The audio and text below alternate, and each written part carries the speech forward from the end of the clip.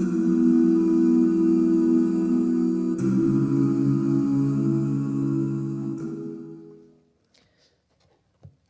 poet's back, so you know I had to go all out.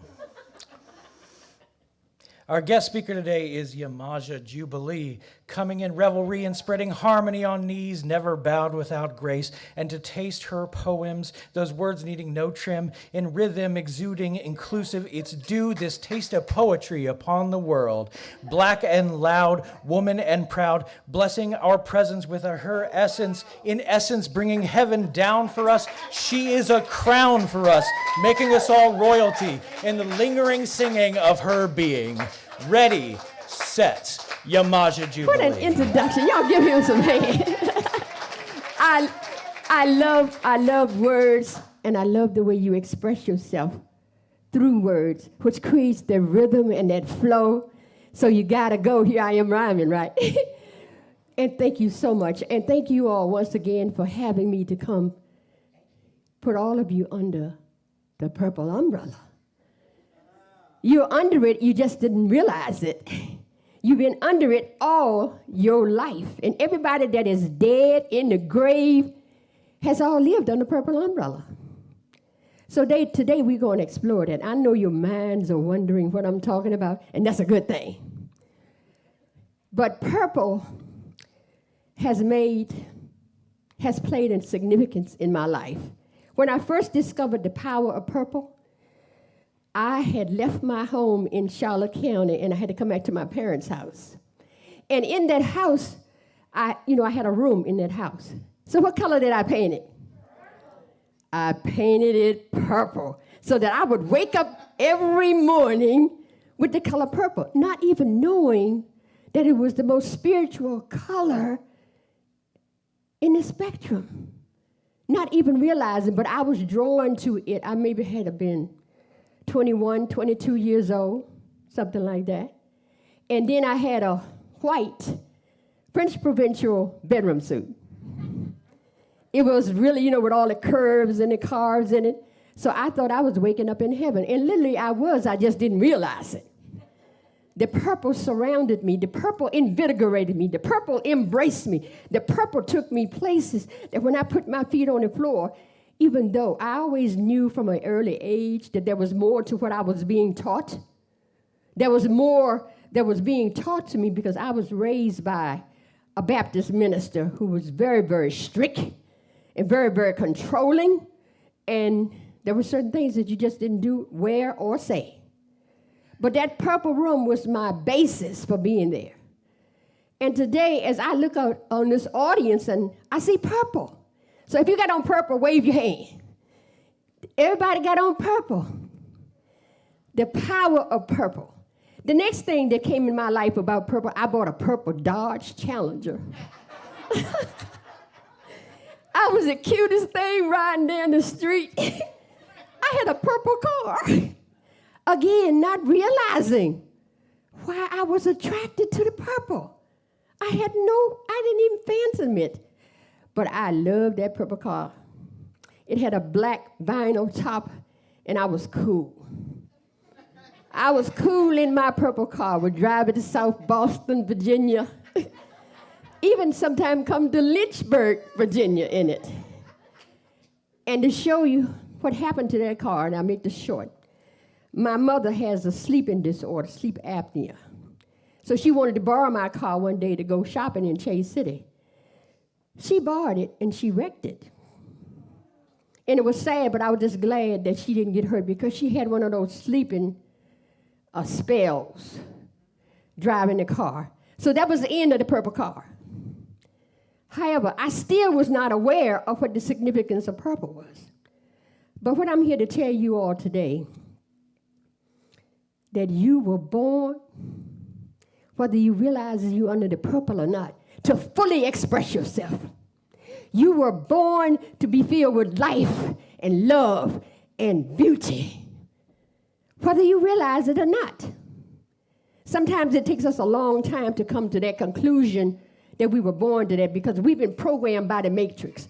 We've been programmed as to how we ought to be in the world. We've been programmed as to what to wear, what to say, when to do it, and how to do it. To make a long story short. We've been programmed. But then when we found unity, we found another way of being. And if you notice the 12 powers of man, of humankind, I like to call them, Charles Fillmore developed that. And guess what? You all know this, but I'm going to tell you anyway. The color of power that he has is what? It's purple. He used purple. Not only did he use purple, he used all the other colors that we are familiar with. So when you're realizing the power of purple, you fully express, you fully embody, you fully embrace. You don't have to chase anything. You don't have to chase material things. You don't have to chase that external validation. When you realize that you were born that way and there's nothing wrong with you, nothing to fix, nor change, wake up. You're under the purple umbrella. So let's take a breath and breathe. And let us be under the purple umbrella. And I want you to set your intention today, because I set mine at 3 or 4 o'clock this morning, that you will get what you need to get out of what I'm saying today. You will get a word, a practice, that you can walk out of them doors into the streets of Lynchburg or wherever your home is and know that you are under the purple umbrella. So when we look at the color purple and how it came to be, and how do we get the color purple? We get the color purple by mixing the color red and blue together. Now, red is our base chakra. The root chakra is red, which grounds us, sense of safety and security.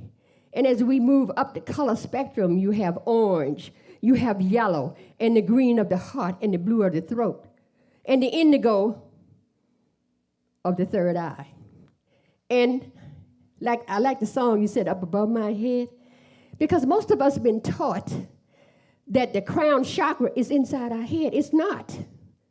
It's above our heads. Some people say 2 inches, some people say 2 feet. That's why I call it an umbrella, because it's over all the other chakras. So when you think about chakras from now on, let it be this energy that's with these petals that go out and form a purple umbrella. You were born with that energy, with all of those energy centers in your own personal purple umbrella. You have your own. You take it with you. You wake up in the morning with it. You do whatever you do under that umbrella of that crown chakra. Isn't that amazing? Isn't that empowering? Isn't that what you need to hear with everything that's going on in an external world now? Isn't that what you need to let pour into your heart and radiate out? Isn't that what you need to greet people that talk about you? People that don't look you in the eye when they talk to you. People that talk behind your back. People that would defame you just because of what you are doing, and they have jealousy and judgment. Jealousy and judgment are the 2 main feelings that will keep you not under the purple umbrella. Jealousy and judgment. You need to have, not need, but it's really to accept people where they are, how they are, and how they're in the world, because everybody's on their own spiritual path. So with being under the purple umbrella, when you go back again to the color of purple, there's the purple heart. Y'all know about that, right? Then there's the purple was used for the women's suffrage movement back in the day. They used purple in their badge, or whatever you want to call it, their flags and everything. And also, Violence Awareness Month, they use the color purple, because purple is all about change and transition and empowerment. So they pick that color. And if you go on any spiritual website that gurus and spiritual leaders, it's purple writing, it's purple background, because of the power of the color purple. Now let's go to the Bible for a minute. Purple is mentioned in the book of Exodus 39 times. Did y'all realize that? You can go to Numbers, you can go to Proverbs, you can go to Esther, you can go to Jeremiah, you can go to all those books. And what do they have? Purple. The reason why they do is this. Because purple was considered nobility and royalty and wealth. They even built purple rooms for their babies to be born in, so that they can say that the babies came into the world under the color purple. And Joshua, when he was arrested, he had on his clothes, his street clothes that he preached in, right? The soldiers took the clothes off of him, and they put a purple robe on him and a crown of thorns. But they did it to mock him, because he claimed to be the king of the Jews. They said, okay, we're going to make you the king of the Jews. We're going to put this on you, and then we're going to crucify you. That's actually what happened. So Joshua even wore the color purple, but it was the opposite of what it meant. But Joshua did not complain. They took off the clothes, and when they crucified him, he did not have it on. He still had his crown, but he did not have that on. So, and if you bring fast forward to purple in this day, now what color represents the Democrats? What? I can't hear you. What color represents the Republicans? So what happens if they were to mix? If they were to become bipartisan? If they put those colors together, they would be under the purple umbrella. So y'all know now they're not under the purple umbrella. And I say that because I was talking to one of my friends, Mike Adele. He's a record producer in the Los Angeles area, and he's asking me what I was going to be talking about. He said, oh, did you ever thought about this? I said, no, but I'm going to use it in my talk. Because I had never put that together. So everybody can come together, because God gave us this purple umbrella, and it don't matter what party you're in. They still got it. They just ain't using it. They don't know how to use it. So the color purple represents nobility, wealth, transformation, innovative ideas, creativity flowing, connectedness, groundness. It represents all of those things. So let's take a breath and let it go. And you allow yourself to be, breathe, and let it be. Now, we've talked a lot. One of the other things that you might recognize is in the movie The Color Purple.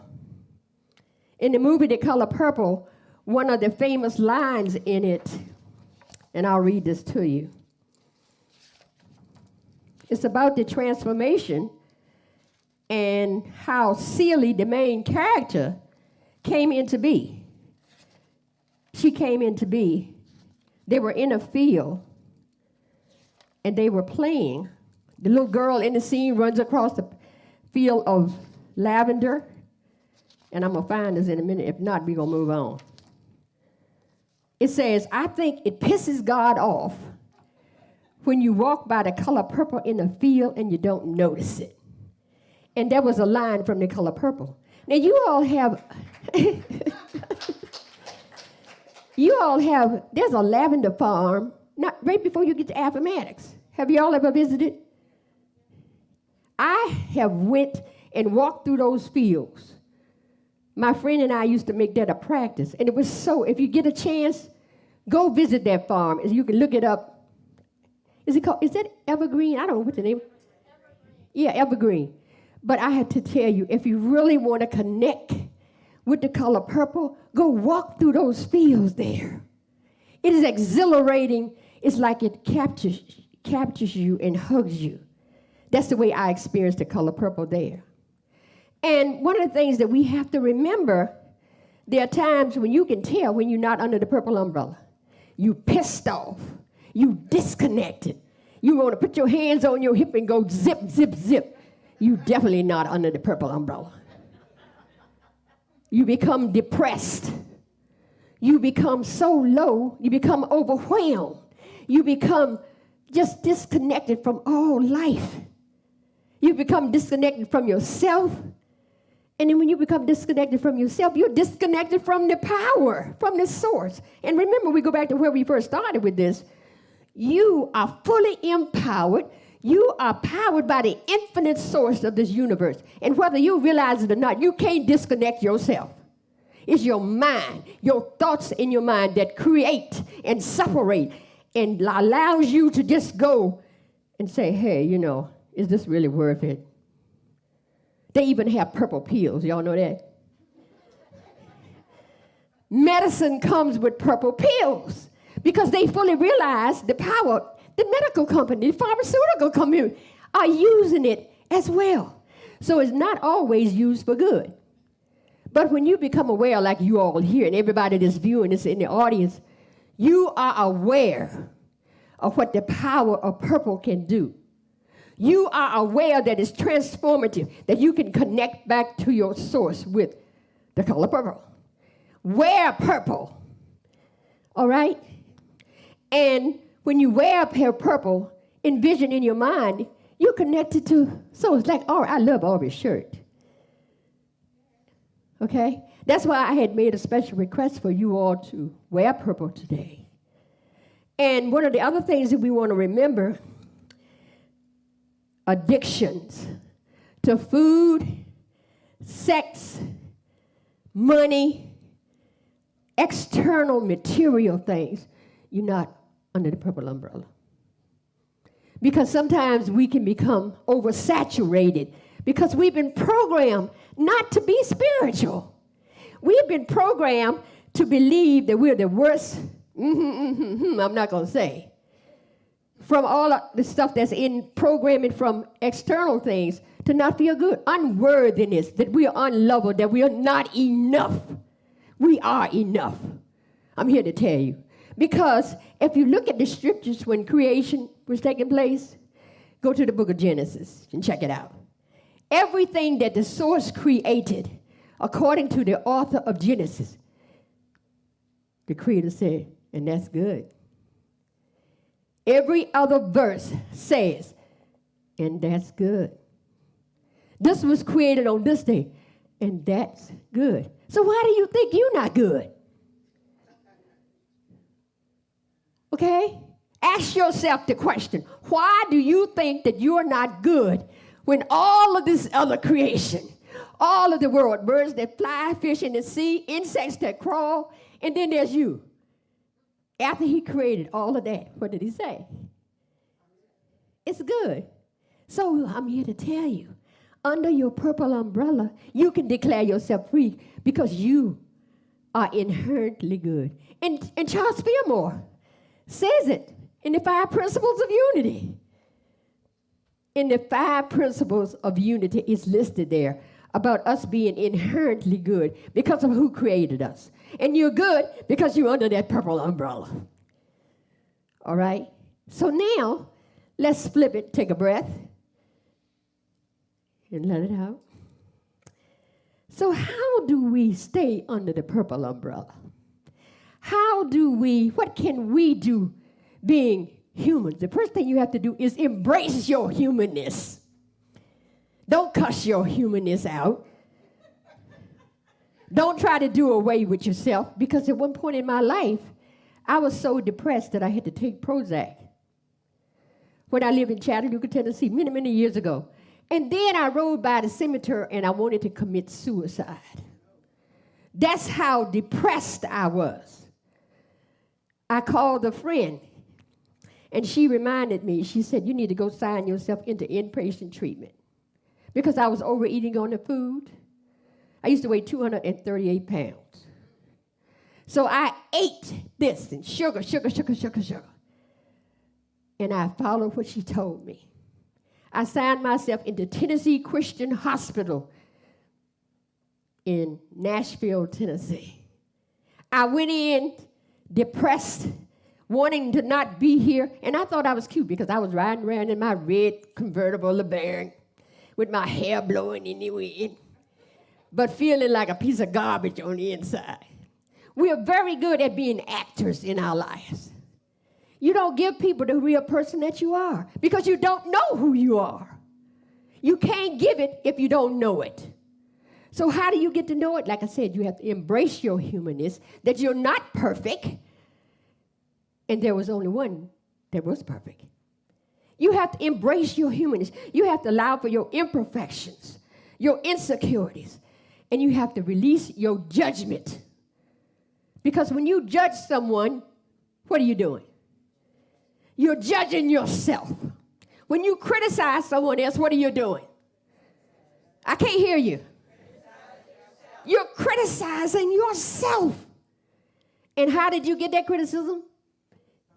Through your thoughts and your program from living in a third dimension.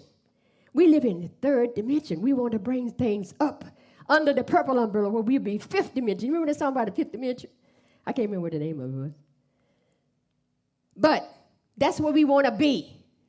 So what do? You create, because our thoughts have power. And you create your reality. And you create your own world inside of your head with your thoughts. So let's look at the letter C in create. In creation, to stay under the purple umbrella, we have to sit our butts down. SYBD. You sit your butt down and you listen so that you can hear what the divine is saying to you and giving you the direction where you need to go. And one of the things about under the purple umbrella, silence is having silence, time to yourself with no distraction, no social media, no TV, silence. You cultivate and then you communicate so that you can elevate. Let me say that again. You cultivate and you communicate so that you can elevate and be under the purple umbrella. Yoga is another way because you're listening to your body movements and you're in tune with all the emotions. I do yoga, and I even bought my purple mat today. I have a purple yoga mat. But when you do those things, and then this time of the year, one of the practices besides forest bathing is that I step out. You have to get 10 to 15 minutes worth of sun every day. The sun is nurturing to your mind, body, and spirit. So even if you got a back porch, you don't walk, just go be in the sun and let the sun nurture you, because then you'll keep staying under the purple umbrella. And another thing you can do is to let the wind hug you. The wind will give you the most embracing hug you've ever had because it's from the divine and it's created by the divine. All you have to do is stand there and be the recipient of it and look up at the blue sky and say, thank you, God, for this wind. You can also take a cold shower in the morning. I know that don't sound so good, but I do it. And I tell you what it does. It wakes you up to life. It lets you know that you have life in your body. It lets you know that you are alive and that everything is okay. So when you do that, take a cold shower, it's like, ooh, but you wake yourself up, all right? That way you're cultivating and you're creating and opening yourself up. Now, aura means you have to relax and rejuvenate yourself. Find ways and practices, and we're going to do one at the end of this presentation. Find ways to relax and rejuvenate yourself.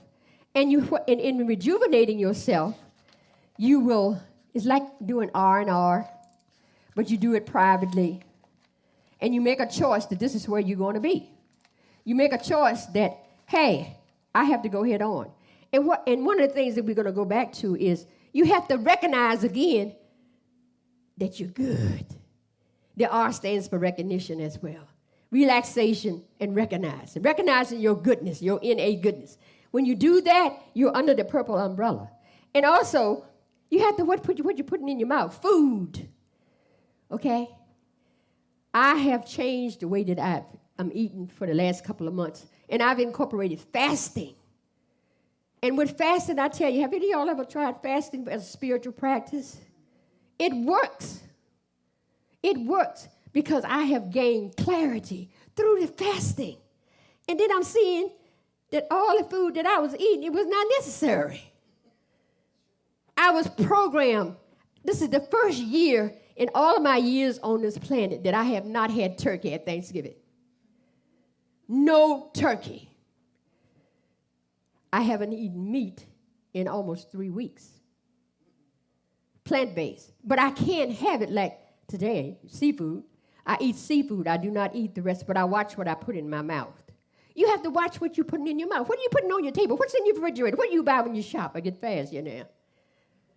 But watch what you put into your mouth, because sugar is addictive. I know, because I was 230 pounds and I was addicted to it. And so you have to watch and fast. And during the fasting, you pray. You sit, you pray, and you fast. And you don't have to fast like I started off doing it for a couple of hours, a day, 24 hours, doing it for 24 hours. And I didn't die. I'm still here talking to you today. I didn't die. So that's one of the ways that you can get connected under the purple umbrella. So I'm just giving you some little tips, and you can figure out what works best for you. Take what you like and leave the rest. All right? And then also, the E stands for evaluate. Write down your beliefs that you had, because you're different at every age. When you were 17, and then you got 19, 20, 21, you shifted. Then 20, 21 through 25, then 30, your belief shifted. Every decade we shift. Just think about it. You shift. You have a major shift in what you believe and how you're going to practice it. If you look at it, because one of the things that I've noticed, when you watch it and you write down what you believe in, and like Dr. Phil said, how's that working for you? And I have an affirmation that I've been using. You can use affirmation. I ask to release those things that no longer serve my highest good, physically, emotionally, spiritually, and socially.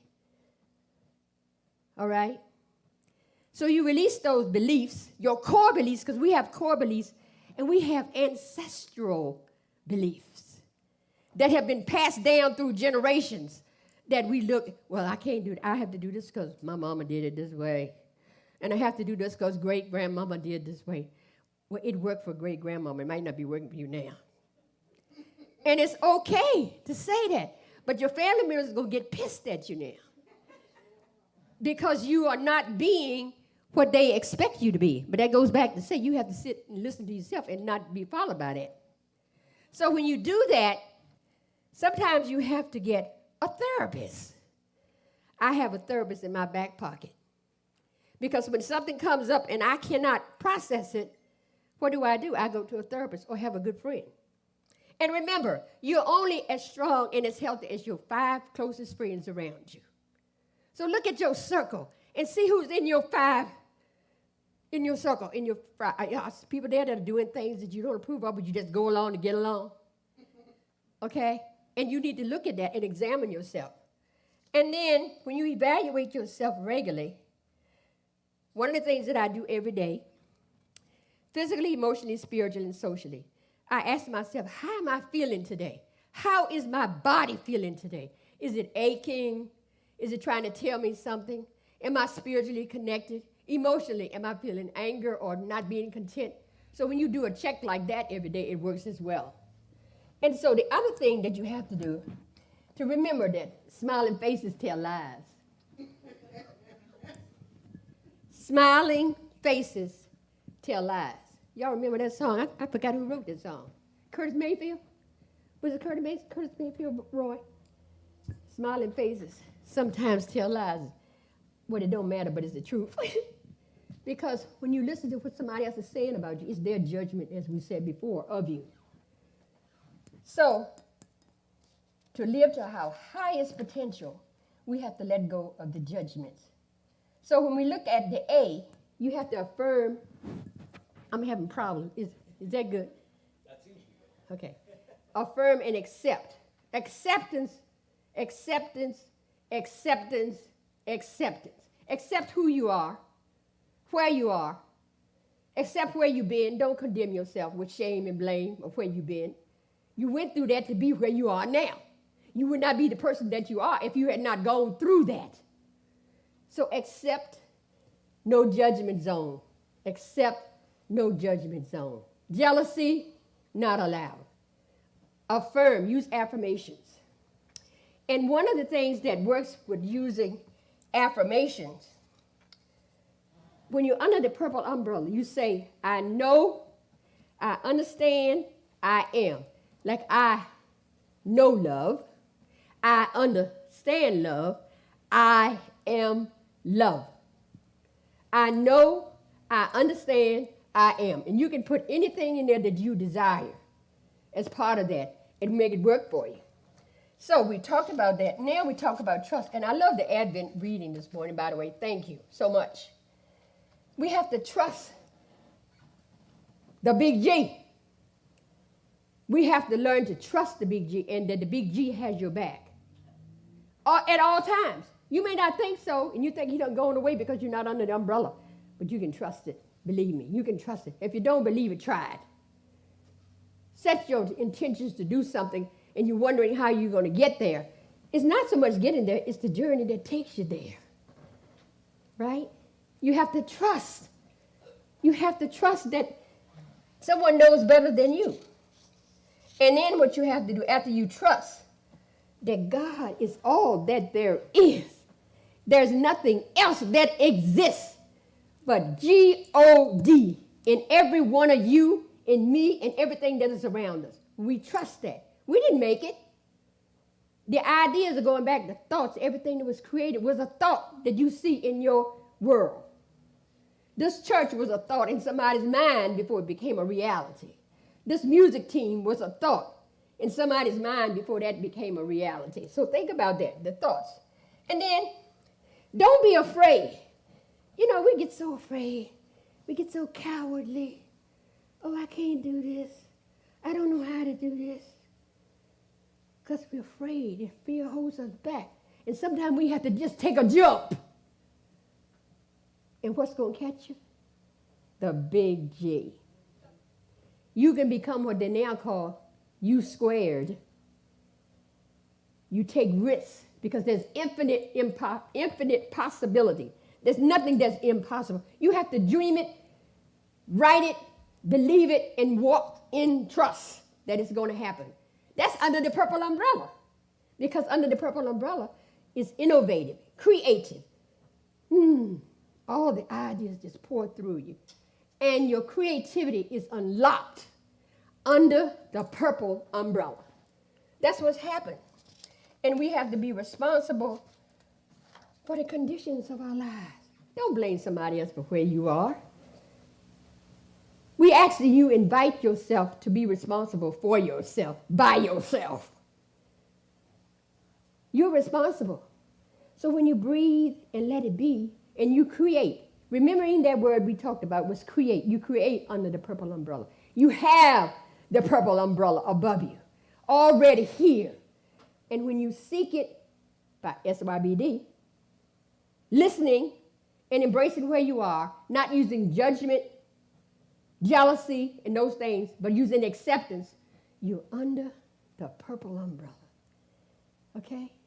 So with all of that being said today about this, set your intentions when you leave. Like I said, pick one word, one phrase that you're going to work with. Don't try to do everything one time. Pick one small thing that works for you, that keeps you grounded, centered, and focused. Because when you're grounded, centered, and focused, you're under the purple umbrella.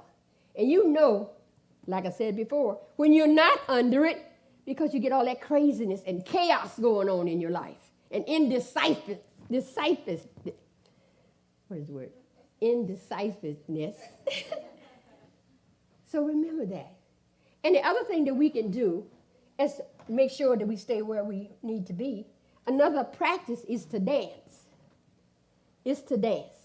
And today, I want you all to stand up, okay? Because we're going to get on the love train. All aboard for the love train. Dancing activates the energy in order to be under the purple umbrella. All right? And you have to move. You can't, if you can't walk, you clap your hands, because we're going to get on the love train. Love train. And love is the answer to you being who you are, because you're made in love, by love, for love. Therefore, I know, I understand, I am love. Repeat that. I know love. I can't hear y'all. I know love. I understand love. I understand love. I am love. I am love. When you do your affirmation using those 3 words, like I said before, you're under the purple umbrella. Okay, Ari, take it over.